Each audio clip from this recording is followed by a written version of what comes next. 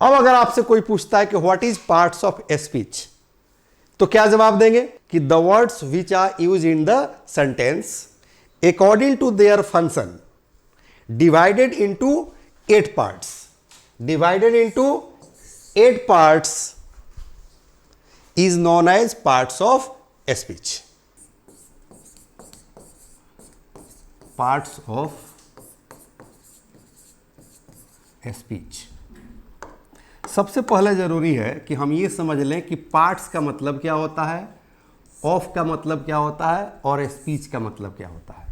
अगर तीनों शब्द का अर्थ अगर आप समझ लेते हैं साहिल, तो पार्ट्स ऑफ स्पीच का कंसेप्ट क्लियर हो जाएगा। ओके, तो सबसे पहले मैं आप लोग को बताना चाहूंगा कि पार्ट्स का मतलब क्या होता है, अंग। चलिए, और ऑफ एक प्रीपोजिशन है, तो ऑफ का हिंदी क्या होता है, का, यानी कि ऑफ का मतलब होता है का, के, की। और स्पीच को जो है समझने के लिए, चूंकि ये ग्रामर का बेस है, ग्रामर का बैकबोन है, ग्रामर यहीं से शुरू होता है। ओके, तो स्पीच के जगह पर हम लोग दूसरा वर्ड लेकर समझने का प्रयास करें कि पार्ट्स ऑफ स्पीच का मतलब होता क्या है। ओके, तो सबसे पहले हम लोग बचपन में पढ़े होंगे, यानी कि नर्सरी, एलकेजी, यूकेजी में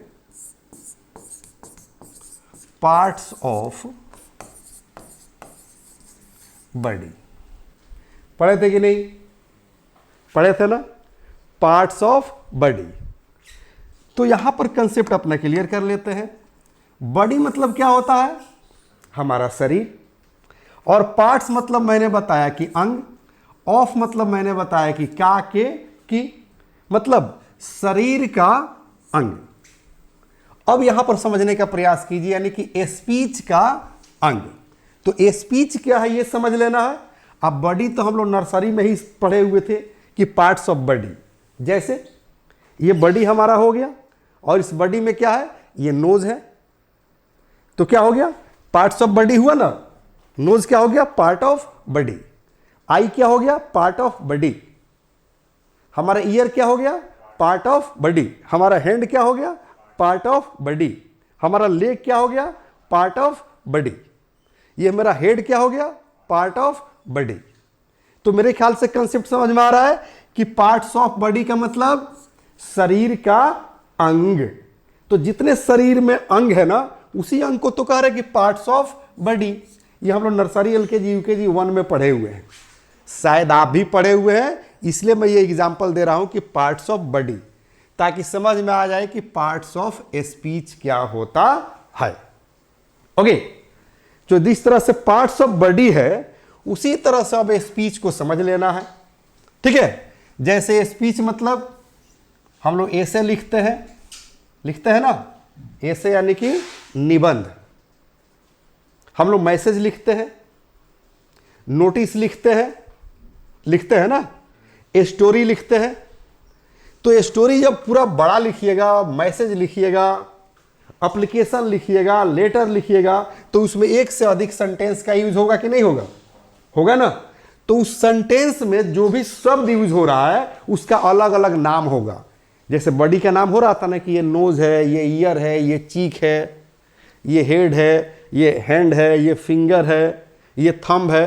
तो पार्ट्स ऑफ बॉडी का नाम हो रहा था, उसी तरह से अब पार्ट्स ऑफ स्पीच का नाम होगा, राइट। फॉर एग्जाम्पल देख लेते हैं। जैसे मान लीजिए कि हमने कहा कि you are Sahil and he is my son. बस इतने अगर समझ लीजिएगा तो पार्ट्स ऑफ बॉडी समझ में आ गया था, तो पार्ट्स ऑफ स्पीच भी समझ में आ जाएगा। तो मान लीजिए कि एक वो स्पीच हो गया, मतलब एक सेंटेंस हो गया। तो इसमें ध्यान देना है, यू क्या है, प्रोनाउन है।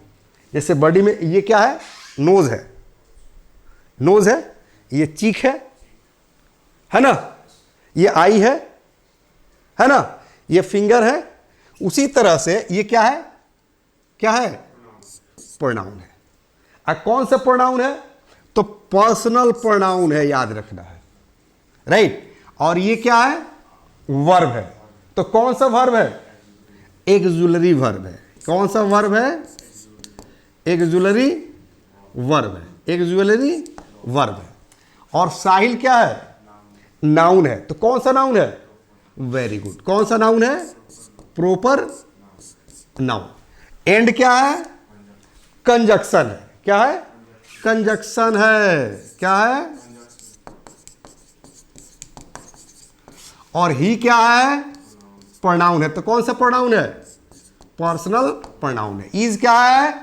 वर्ब है। कौन सा? एक्सुलरी वर्ब है। अब माई क्या है? एडजेक्टिव है। क्या है? एडजेक्टिव है, याद रखना है। क्या है? एडजेक्टिव है। और सन क्या है? नाउन है। समझ में आ रही है मेरी बातें?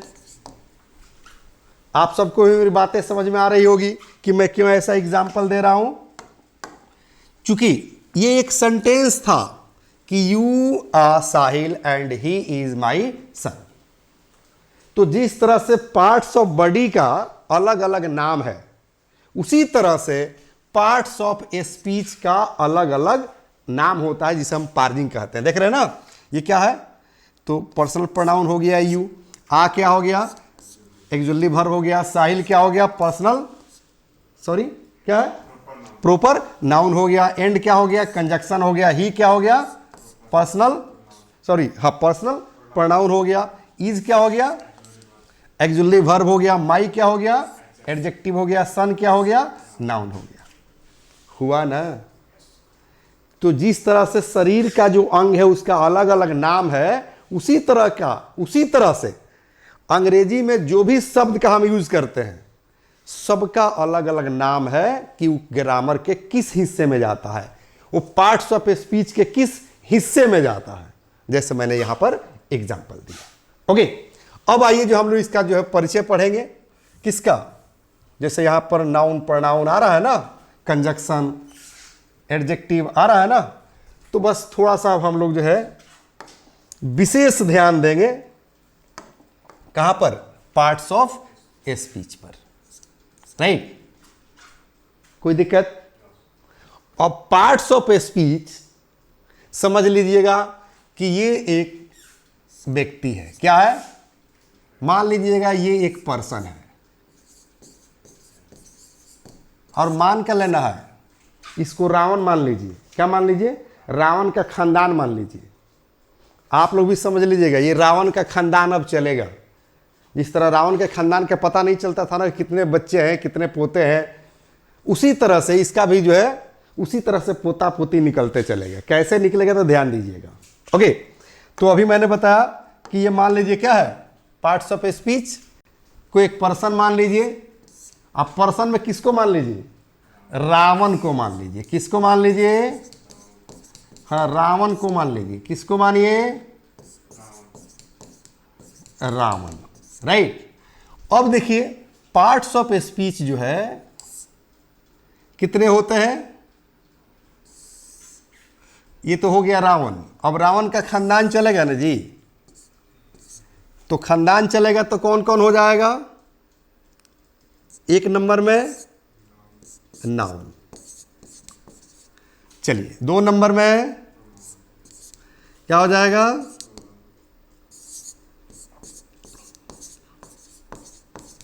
प्रोनाउन। 3 नंबर में आ जाइए, क्या हो जाएगा?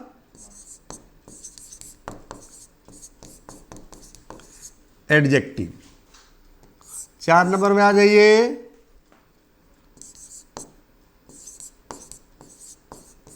एडवर्ब। 5 नंबर में आ जाइए, वर्ब। क्या हो गया? वर्ब। और 6 नंबर में आ जाइए,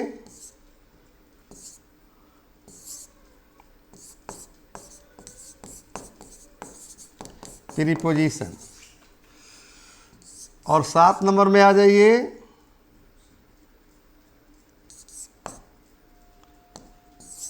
कंजक्शन,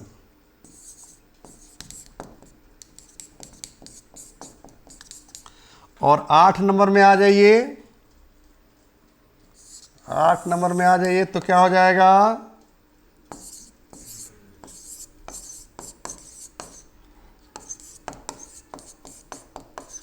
इंटरजेक्शन। ये सब क्या हो गया बाबू, ये सब जो है इस रावण का खानदान हो गया। कौन हुआ, noun, pronoun, adjective, adverb, verb, preposition, conjunction और इंटरजेक्शन। ठीक है, यानी कि रावण के पुत्र कितने हो गए, 8 हो गए, यानी कि पार्ट्स ऑफ स्पीच के पुत्र हो गए 8। अब 8 का पुत्र भी चलेंगे तो याद रखना नाउन के कितने हो जाएंगे, नाउन के, याद रखिएगा नाउन के जो है ओल्ड ग्रामर के अनुसार, ओल्ड ग्रामर के अनुसार हो जाएंगे 5, और मॉडर्न ग्रामर के अनुसार, एमजी समझ ले, मॉडर्न ग्रामर के अनुसार हो जाएंगे 3, और एक जो है अपवाद में आता है, नोट में आता है, जिसे हम मास कॉमन नाउन कहते हैं, तो एक और जोड़ लीजिए। ओके, जो हम लोग डिटेल में पढ़ेंगे। अब प्रोनाउन पर चले आइए, तो प्रोनाउन कितने होते हैं, प्रोनाउन कितने होंगे, इसका भी जो है 7-8 पुत्र होता है। एडजेक्टिव पर चले आइए, इसके भी 4-5 पुत्र होते हैं। एडवर्ब पर चले आइए, इसके भी 7-8 पुत्र होते हैं। वर्ब पर चले आइए, इसके भी 2-3 पुत्र होते हैं। प्रीपोजिशन पर चले आइए, इसके भी जो है 2 पुत्र होते हैं। और कंजक्शन में चले आइए, इसके भी 2 पुत्र होते हैं। इंटरजेक्शन में चले आइए, इसके भी कुछ न कुछ होते हैं, जो हम लोग डिटेल में पढ़ेंगे।